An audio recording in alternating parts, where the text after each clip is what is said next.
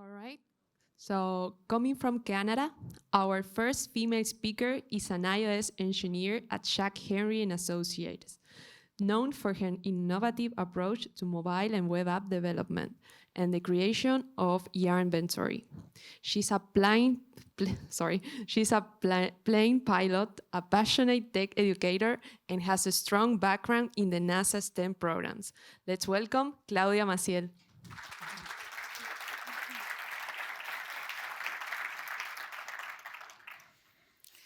Yeah.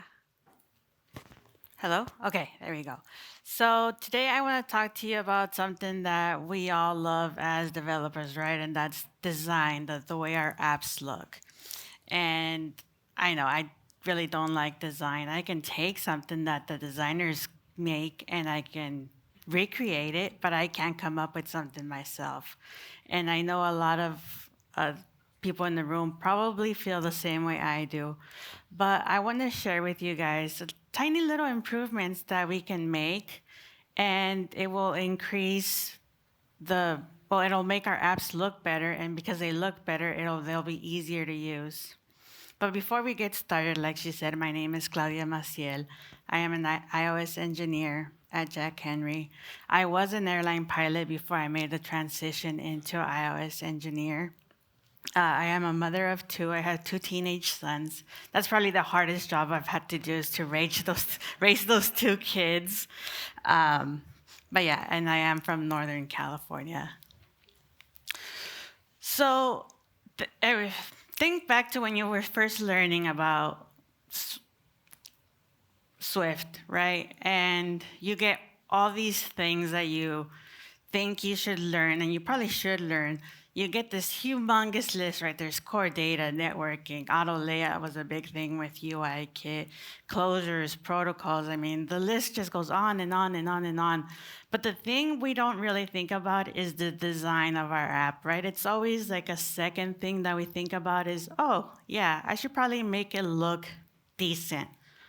It's always usually a second thought or an afterthought. Once we have it working, then we're like, oh yeah, let's make it look a little bit better. However, the problem with that is that our users don't think about it that way, right? They want an app that looks decent, and if the app doesn't work the way they expect it to, they're just going to delete it off their phone and they're going to find a replacement for it. So unfortunately for us, we do have to think a little bit more about how it looks and how it behaves. Having said that, I went back through the apps that I kind of developed when I was learning myself. And when you see what I'm going to show you, please don't judge me. This is an app that I built, like I said, when I was learning, and I was more concerned with getting data from an API and displaying it on the screen. Doesn't matter what it looked like when it was on the phone. And let's see, hopefully we can get this video. Yeah, so the main functionality of the app was just getting the data from the API onto the phone itself.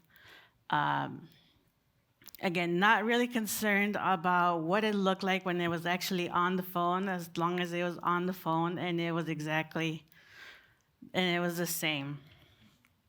So now that I look back on it, it makes me cringe on how bad of the actual design of it is. But I was so happy back then that it worked. So it is still on my GitHub. Exactly as you see it on here, it's still like this on my GitHub. It won't be after this. I am going to go in and use the updated design that I built.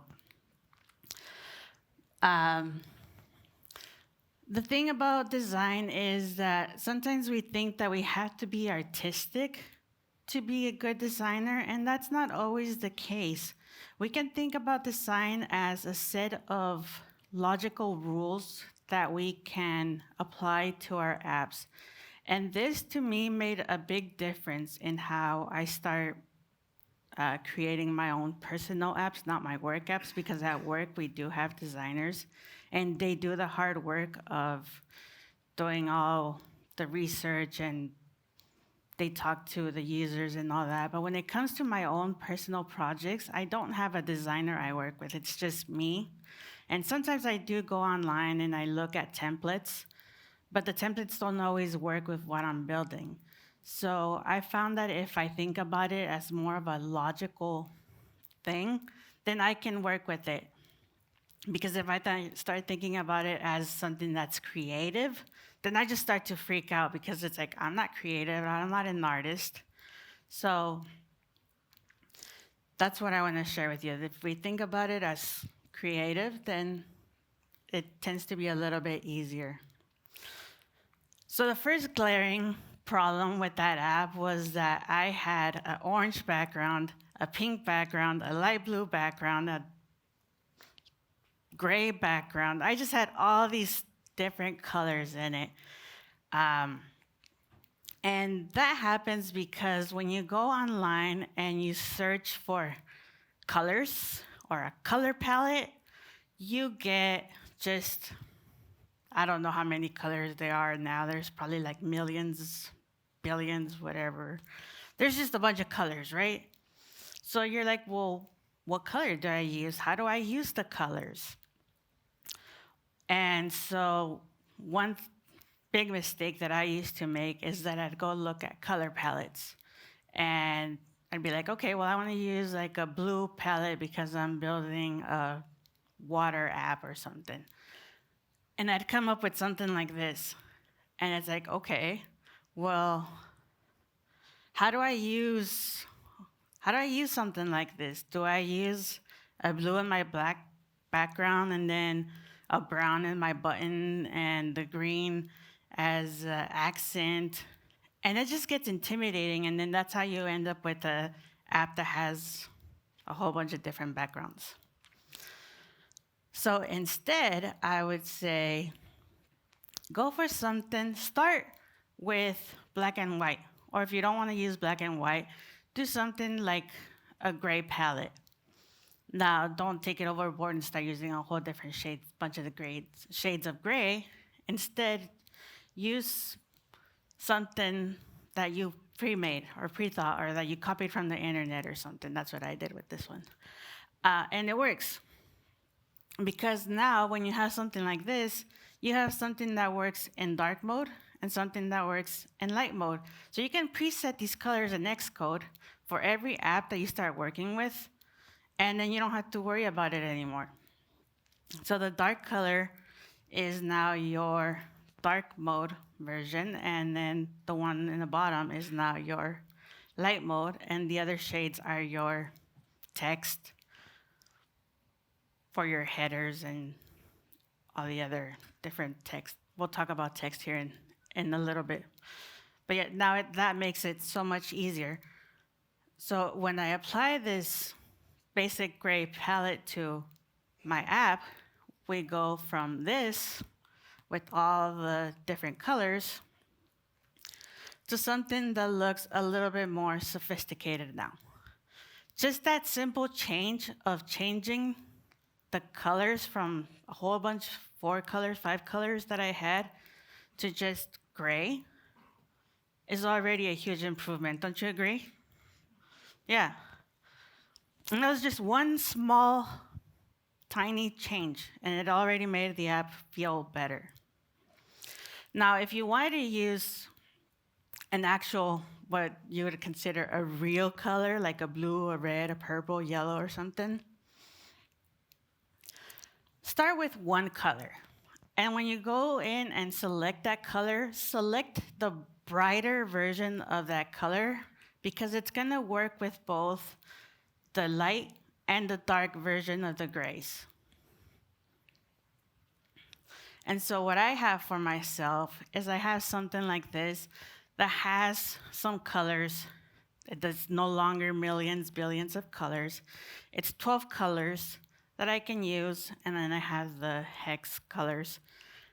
And I limit myself to these So if I'm working on something that I need a blue, I'll just use that blue. I might go darker, slightly lighter, but most of the time I just stick to these. And it works because these will work with the grays that I already use.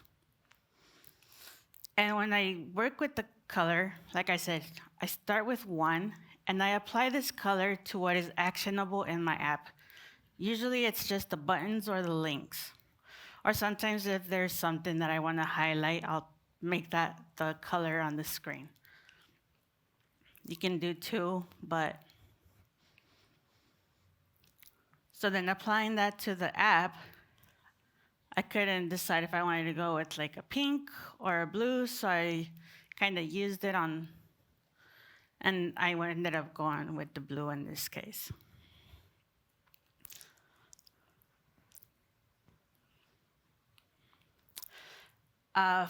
Fonts type, as I'm sure you all know, you can import fonts that you find online into Xcode and then use them within your app. But the problem with fonts is the same problem that you have with colors, is that once you start going online and like just doing a search for free fonts, even just the free ones, there's like so many different fonts.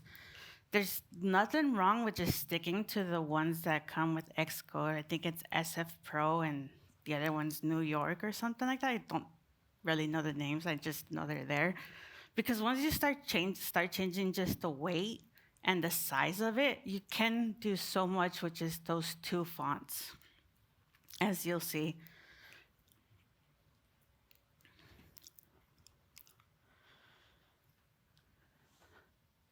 All right, so what it looked like before is this gray background.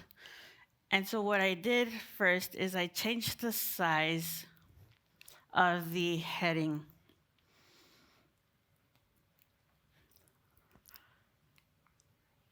I made it a Title 1. And so Apple recommends that if we can and are willing to, we try to support dynamic type so that our users can change the font, the size of our text themselves if they needed to for accessibility. So now you are not only making your design look better, but now you're making your app accessible. So it's like a win-win-win for us, for our users. The only thing about that, though, is that if you're allowing your app to support dynamic text with your designs, you have to be a little bit careful because the text is going to grow. And so if it grows and you have an image and a text side by side, if you don't have enough space for that text to grow, you're going to get the little three dots, and then your text is not going to be readable. But if you know this ahead of time, then you can allow extra space, or maybe you can just move the button below, or you can play around with it.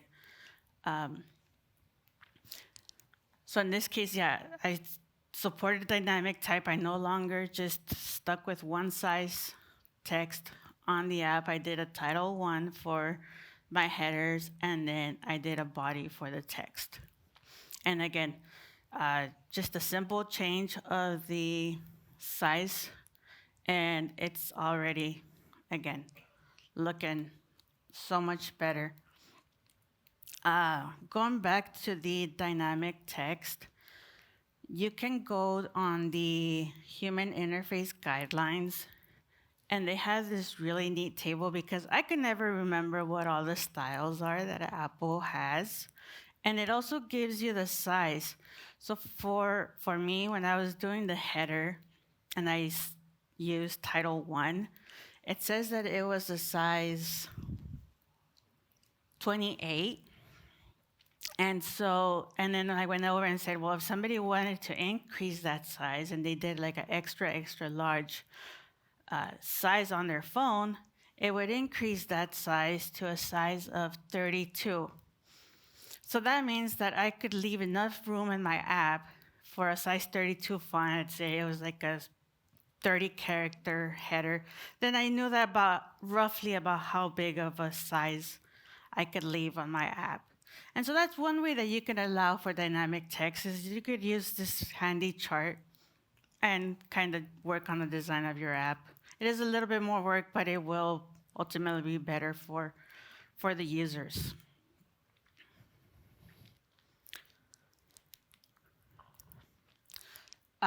Next, the weight of the font.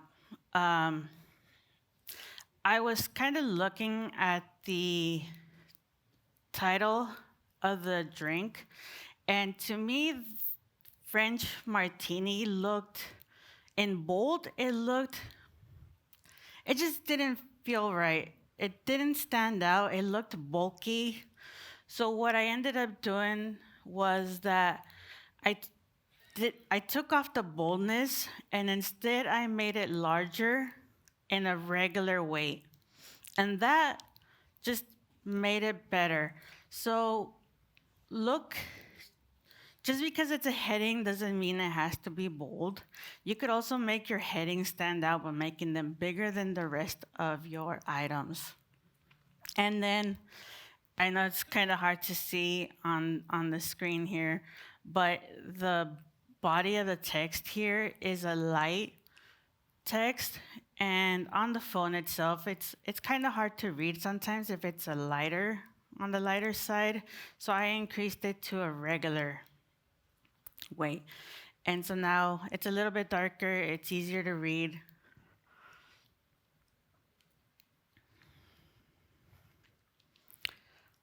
Um, and then when you start dealing with a lot of text in your apps, the height of the body, like, and it's actually good that it's kind of blurry and you can't see it because it just looks like a blob, right? So increasing the spacing of the text here would actually make it easier to read. So that's another change that I made is that I increased the height of the text, and in SwiftUI it's called line spacing.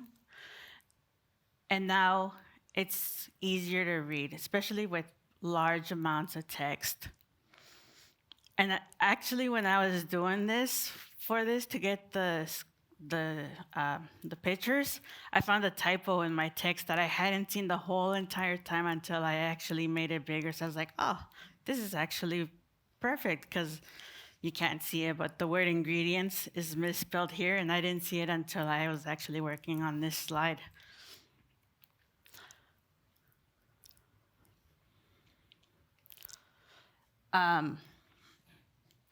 Alignment of your text. So if I didn't have this part, being center aligned probably would have worked, but because again, large amount of text and we tend to read from left to right, it makes a whole lot more sense to keep our text aligned from left to right. And there is a setting in Xcode that allows it to be automatically set depending on the country. So if you develop for different countries, you can have this set so that if it's a right to left country, it'll just change the text depending on where it's at. Again, it's gonna benefit both you and your user. So little things. So now everything's left aligned except for the title, and it just kind of just looks differently compared to everything else. So now everything is left aligned. The text is all different it's just different sizes. It's easy to read. With the color changes of the gray background with the dark gray text, it's easier to read. It's not going to make the eyes work too much. So again, a couple little tweaks with just the font, and again, it made everything, the app, better.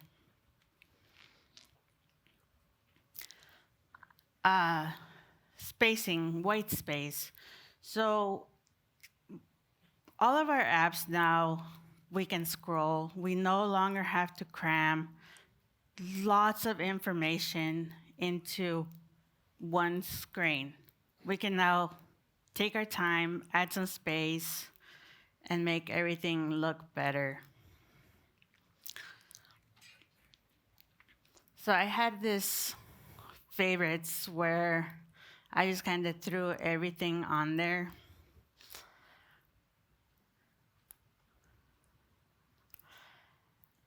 I mean, it's got a good font. I've only got one color, but the spacing is all weird.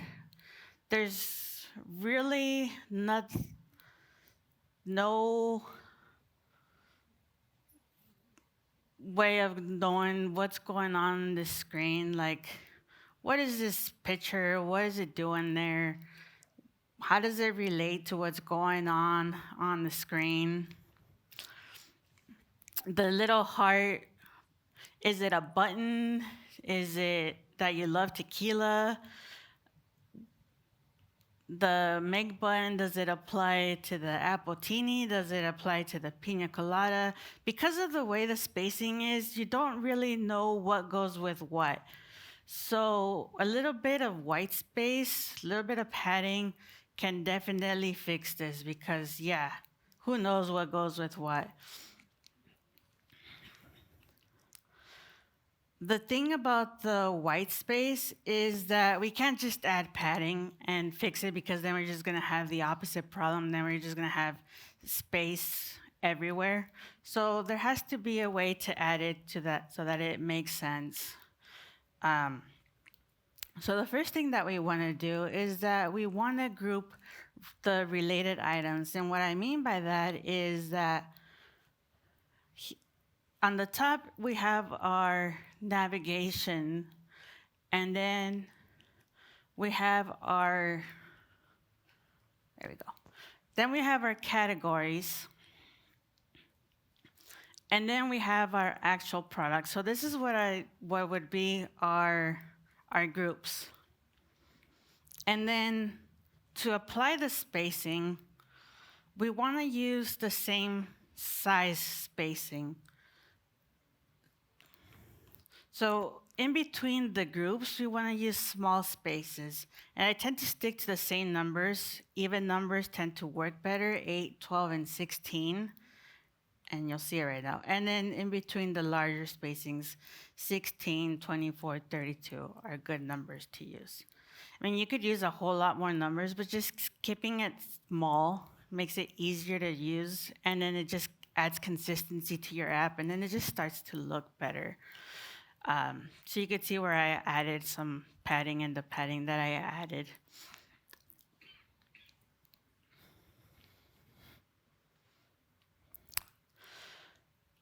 So those are the tiny improvements. And again, none of them were hard. None of them took more than maybe a couple minutes to add. And it went from super colorful rainbow to what I think of it as a more sophisticated black and white. Oh, I didn't do the one with the blue, but that's all right. It looks more, it just has a different feel now. Looks like a professional made and not an amateur. And then with the font and the weights difference and the spacing, everything again is more cohesive. It ties into the previous screen. And again, and especially with Swift UI now, once you figure out how to actually use the padding, it makes doing something like this so much more easier. And with that, if you have any questions, you want to follow me on X, not Twitter, although that sucks because Twitter was awesome. I'm Coder Pilot, and I do have an app coming out pretty soon, so I'm looking for beta testers. Anybody willing to help me out and test my app, please reach out. And yeah, if there's any questions, let me know.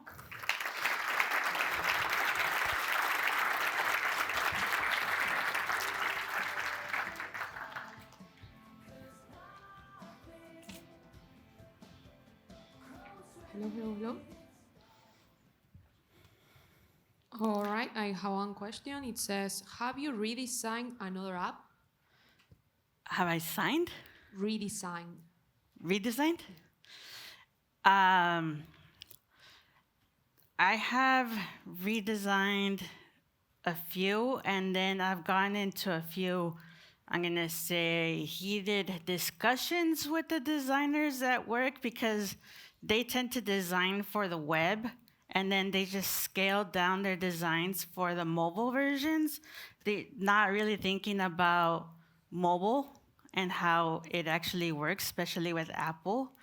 So yeah, that's where a lot of my work has been coming from, is from fighting our designers. Okay, another one. It says, why did you decide to change your profession? Uh, it's a long story, but basically my family.